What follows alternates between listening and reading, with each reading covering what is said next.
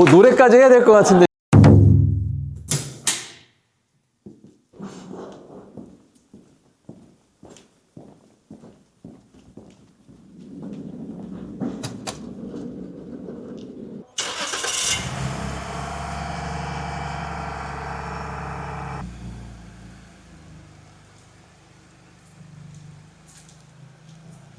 혹시 누구신가요? 안녕하세요. 저는 흑자 경매 TV를 운영하고 있는 흑자쌤입니다. 경매 초보자를 위한 경매 강의를 진행하고 있고요. 현재 개업공인중개사 7년차로도 현업에 종사 중입니다. 열심히 살고 있는 대한민국 중년 아저씨입니다. 쌤 혹시 어디 가는 길이세요? 오늘은 저에게 수강을 들었던 멘티분들과 모임을 가지는 간담회 날입니다. 저는 수강이 끝났어도 이렇게 서로 모여서 인사를 나눌 수 있는 자리를 만들려고 하고 있습니다. 지금 그 자리에 가고 있는 길입니다. 쌤 혹시 흑자 경매는 좀 다르다고 들었는데 커리큘럼이나 이런 게 좀 다른 게 있을까요? 대부분의 더 유명하고 큰 학원들도 많이 있죠. 그렇지만 장점이 있는 만큼 단점도 다 있는데요. 대부분의 강의에서 아쉬웠던 점은 수강생 인원이 너무 많고, 그리고 또 온라인 강의가 많다는 점입니다. 사실 초보자분 입장에서 혼자서 온라인 강의만 가지고 이해가 되고 많은 사람들이 모였을 때 이해가 되지 않아도 그런 얘기들을 할 수가 없거든요. 그래서 저는 소수의 인원으로 오프라인 강의를 진행을 하고, 그리고 가장 중요한 거, 저도 여러 강의를 들어봤지만 사실 들을 때는 다 알 것 같거든요. 근데 진짜 중요한 건 커리큘럼 이유가 가장 중요합니다. 그래야만 혼자서 진행을 할 수가 있는데요.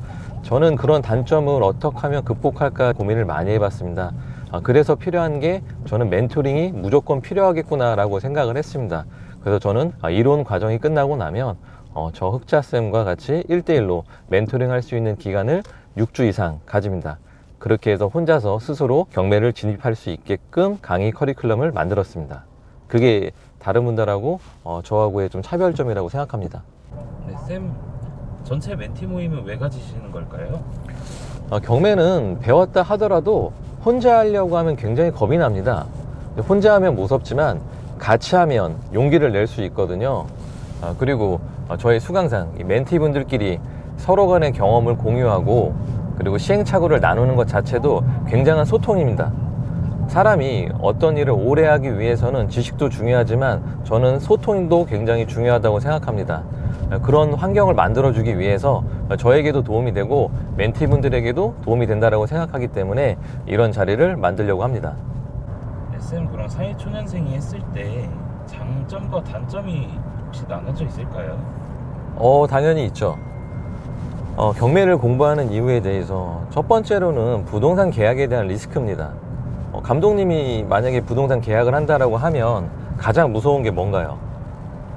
사실 전세 사기나 돈 못 돌려받고 이런 게 제일 무섭긴 하죠. 그렇게 일반적으로 부동산 계약을 하면 보증금을 돌려받지 못하는 상황을 만날 수가 있거든요. 그랬을 때 마지막에 진행되는 게 경매 절차입니다. 그렇기 때문에 경매를 배워두면 내가 겪을 수 있는 최악의 상황에 대해서 미리 준비할 수 있기 때문에 저는 경매를 공부해야 된다고 생각하고, 또 하나 경매의 장점이 있습니다. 사실 제가 10년 조금 넘게 부동산에 종사하면서 체감하는 게 있다면 점점 이 참가비가 점점 늘어나고 있습니다. 10년 전에는 부동산 투자라고 하면 정말로 1,000만 원, 2,000만 원 가지고도 갭 투자할 수 있는 곳들이 있었습니다. 하지만 지금은 웬만한 거 그냥 별거 아닌 곳에 갭 투자하려고 해도 2, 3억 정도의 종잣돈이 필요하거든요. 경매는 적은 돈으로 부동산 투자를 할 수 있는 유일한 방법입니다. 그렇기 때문에 사회 초년생 분들은 시드가 적을 때일수록 경매를 배워둬서 내가 시드가 불어날 때 조금 더 효율적인 투자를 할 수 있는 방법이고, 그게 자산을 불릴 수 있는 일종의 사다리를 탈 수 있는 단계라고 생각을 합니다. 쌤 그러면 사회초년생들이 코인이랑 이제 주식 이런 건 하는데 왜 부동산 투자는 좀 꺼려 할까요? 뭐 그냥 뻔한 대답도 있겠지만 개인적인 의견을 말씀드리겠습니다. 사실 코인과 주식은 즉각적인 반응이 있잖아요. 뭐 내가 얼마를 넣으면 얼마를 벌었다, 이런 즉각적인 결과를 조금 더 많이 볼 수가 있습니다. 그리고 제가 많은 분들을 만나면서 느꼈던 건데, 돈을 벌기 위해서 내가 많은 에너지를 투입하는 것보다 그냥 간단하게 많이 벌고 싶어 하시는 분들이 많았습니다. 그런 거에 적합한 게 사실 주식과 코인 투자라고 생각을 하거든요. 그런 심리 상태와 적합한 게요. 그런데 부동산은 쉬워 보이지만 막상 배워보면 생각보다 많은 품과 에너지가 들어갑니다. 그리고 운이 좋을 때는, 시장의 상승기와 맞물릴 때는 정말 쉽게 운이 좋게 부를 축적하는 경우도 있지만, 대부분은 상승기와 하락장을 겪어가면서 배우게 되는 부분들이 많이 있거든요.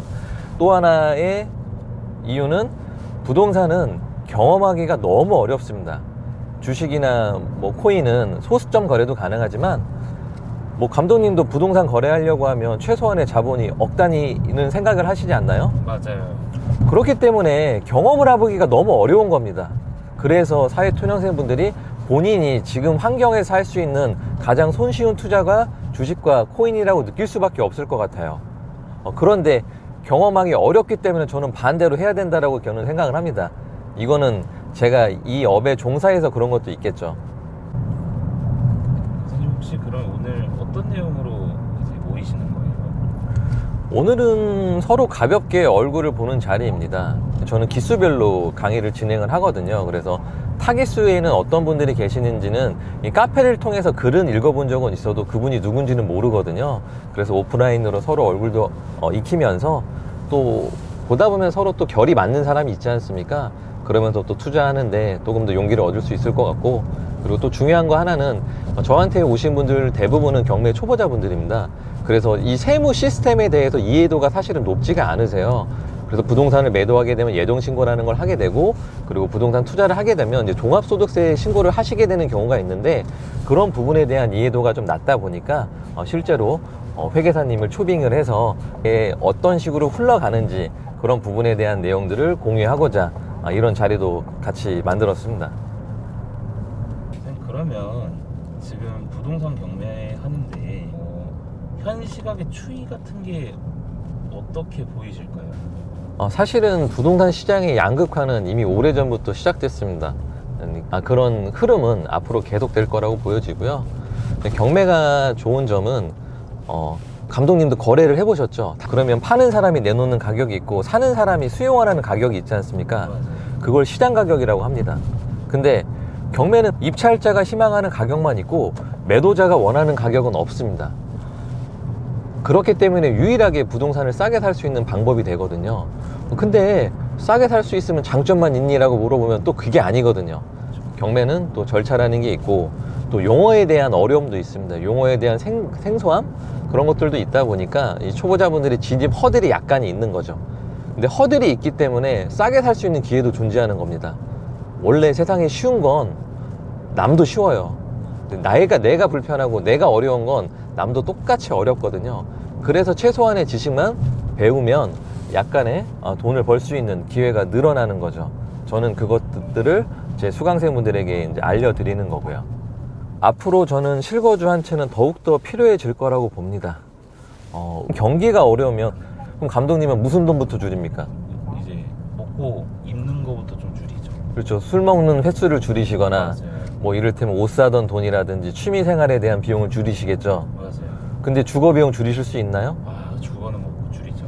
그래서 저는 부동산을 아무리 경기가 좋든 나쁘든 뗄 수가 없는 거예요. 가정이 있는 사람은 더욱더 그렇습니다. 자녀를 키우거나 가정이 있는 사람들은 주거 비용을 줄이고 싶어도 줄일 수가 없어요. 그렇기 때문에 부동산에 대해서 우리 같은 평범한 사람들, 서민들은 더 공부를 해야 되고 이 시스템을 이해하고 있는 게 굉장히 중요하다고 생각합니다. 근데 갈수록 참가비, 종잣돈이 올라가고 이 규제나 여러 가지 정책들이 복잡하게 나온다는 건 허들이 점점 올라간다는 얘기거든요. 복잡하니까 그냥 하기가 싫잖아요. 그렇죠. 저 같아도 하기 힘들 것 같아요. 너무 규제가 많고 너무 복잡해. 그러니까 알고 싶지가 않아. 머리가 아프니까요. 지금도 젊은 분들이 그냥 이생은 나는 부동산은 나하고는 안 맞아, 끝이야 라고 생각하시는 경우가 많은데, 저는 그런 내용들을 주고 받을 때마다 개인적으로 안타까움을 많이 느낍니다. 정말 나중에 후회할 수 있는 그런 시간이 올 수 있거든요. 그래서 주거는 누구도 쉽게 바꿀 수 없고 주거 비용은 낮추기가 어렵기 때문에 주거 세팅은 돼야 된다. 지금 되지 않는다 하더라도 이해는 하고 있어야 된다. 그래야 내 인생의 긴 로드맵과 플랜을 짤 수 있다라고 생각을 하고 있어서 제 멘티분들에게도 그런 얘기들을 많이 하죠. 이 주거는 차회 초년생뿐만이 아니라 장년층 분들에게도 굉장한 고민입니다. 이게 평생 고민이에요. 그러니까 공부하셔야 돼요, 여러분. 무엇이 됐든 공부는 하시는 게 좋습니다. 네, 쌤 혹시 부동산 이제 투자 같은 거 하셔가지고 부자가 되셨나요? 거짓입니다. 솔직히 뭐 부자였으면 강의하려고 안 하죠. 제가 좀 포장하는 성격이 아닌데 근데 확실히 말할 수 있는 건 어릴 때 제가 생각했던 삶보다는 지금 훨씬 그 이상으로 살고 있는 건 맞아요. 근데 그거에 부동산 덕도 많이 봤죠. 그렇지만 흔히 말하는 부자니라고 하면 저 뭐 카푸어 하우스푸어입니다. 그냥 열심히 살고만 있어요. 근데 부자가 되기 위해서 저도 노력하고 있는 거죠, 그냥. 부자가 되면 뭐부터 하실까요? 부자가 되면 뭐부터 한다. 저는 지금 개인적인 삶의 행복도는 상당히 높은 편입니다. 네. 지금 저에게 조금 더 필요한 건 약간의 안정적인 경제적 소득일 뿐이지 그 이상의 것은 지금 사실 필요하지는 않아요. 왜냐하면 제가 이렇게 멘티분들하고 강의를 하고 이분들하고 교류를 하고 이분들이 변하는 걸 제가 조금씩 느끼고 있거든요. 거기서 오는 만족감과 행복감이 상당히 높더라고요. 전 몰랐어요. 저도 해보면서. 근데 시작은 잘 먹고 잘 살고 싶어서 했는데 하다 보니까 내가 타인의 인생에 약간 영향을 준다는 게 생각보다 저한테는 좀 짜릿하고 행복합니다. 그래서 열심히 하고 있고 제 옆에 계신 분들이 앞으로 더 잘 돼서 우리 흑자 경매가 이제 흑자 월드가 되는 그날을 조금 바라면서 하고 있거든요. 그래서 뭐 부자가 되면 뭘 한다라고 보다 그냥 이 생활을 잘 유지할 수 있게끔만 살았으면 좋겠어요. 사실은 저도 옛날엔 한탕주의가 좀 있었거든요. 그래서 사업 욕심도 많았고 뭐 여러 가지 시도도 많이 했었는데 주변에 여러 가지 케이스들을 보고 저도 좀 실패를 겪으면서 지금은 가늘고 길게 가자. 이만큼만 살아도 충분하구나라고 생각을 하는 편입니다. 저도 부자가 되고 싶긴 해요. 근데 부자라고 뭐 또 엄청 행복해 보이지는 않더라고요. 뭐 그거에 대해서는 정답은 없는 것 같습니다.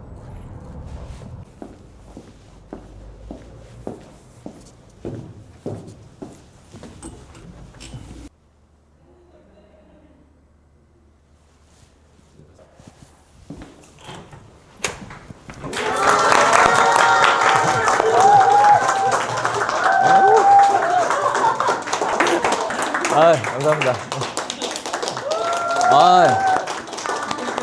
와우, 브라보.